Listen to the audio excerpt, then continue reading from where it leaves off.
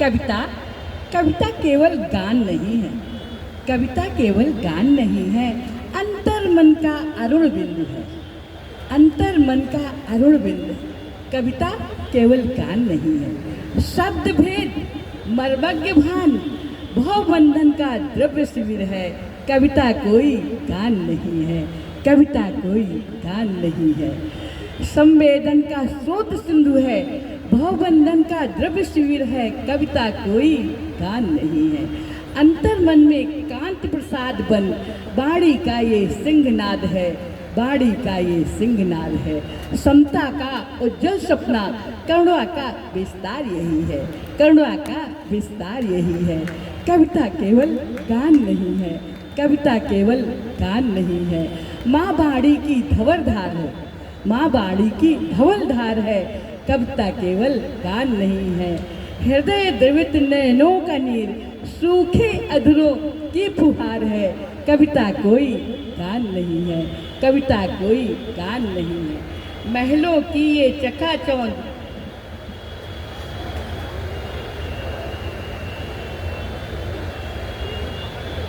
महलों की चकाचौंध जहाँ झोपड़ियों का मौन तिमिर है। झोपड़ियों का मौन तिमिर है। कविता केवल गान नहीं है।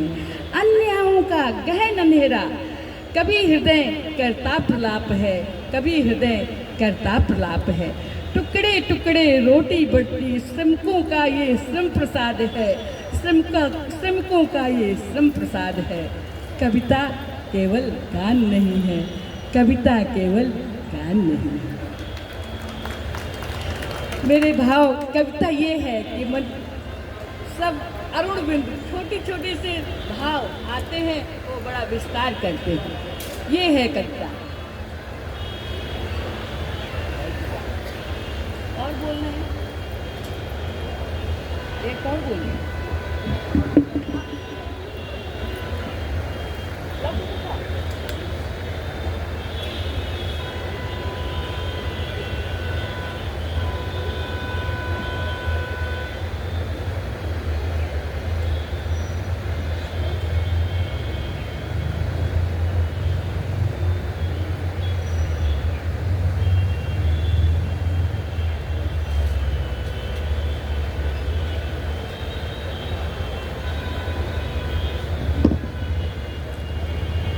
साहित्य केवल मनोरंजन का साधन नहीं है, वो मनुष्य के अंतर मन को झकझोरने वाली शक्ति भी है।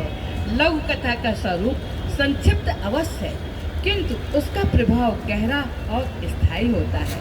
कुछ ही शब्दों में जीवन का सत्य उद्घाटित करता और पाठकों को सोचने पर विवश कर देता है। यही लघु कथा की सबसे बड़ी विशेषता है।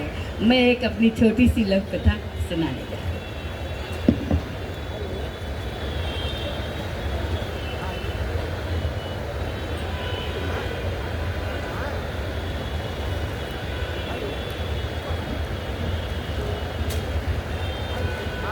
अनदेखी नाम है मेरी लघु कथा का। कृतिका ने डोरबेल बजाई तो गेट किसी अपरिचित लड़की ने खोला। माँ कहाँ हो कहते हुए ड्राइंग रूम में पहुँची तो देखा पापा ड्रिंक कर रहे थे। पापा माँ कहाँ है? अपने कलम के साथ होगी बेटा, तुमने तो सरप्राइज दे दिया। नहीं पापा, मैं माँ को सरप्राइज ही देना चाहती थी। स्टडी रूम खाली मिला। माँ के कमरे में पहुँची तो वो बिस्तर से उठी और मुझे सीने से लगा लिया। मैं भी उनके आंचल में बच्ची सी चिपक गई। माँ चाय चाहिए, माँ संभलती हुई बोली। अभी बनाती हूँ मेरी कुकी। माँ प्यार से उसको कुकी बोलती थी।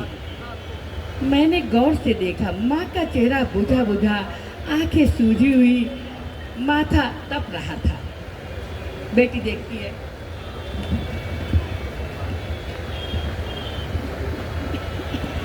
माँ आपको बुखार है, आप लेटिए, चाय उस लड़की से कहकर बनवा लूँगी। अरे ये लड़की कहाँ है माँ? इस काम वाली का नाम क्या है? माँ ने धीरे स्वर में कहा, ये काम वाली नहीं है, मेरी अनदेखी है। क्योंकि तुम्हारी परवरिश ही मेरी जिंदगी रही। मैंने जिंदगी से समझौता कर लिया। ये रंगीन मिजाज परिंदा कभी नहीं बदला। मैंने चुप रहना सीखा क्योंकि घर की बात बाहर न जाए, तुम्हें ही जीने लगी। एक बार नानी से कहा था, उन्होंने समझाया, बिटिया मायके से डोली में जाती है, ससुराल से कंधे पर निकलती है। मेरी रानी, तुम मेरी तरह अनदेखी मत करना। तुम डोली में नहीं, कार से ससुराल गई हो, कंधे का इंतजार मत करना।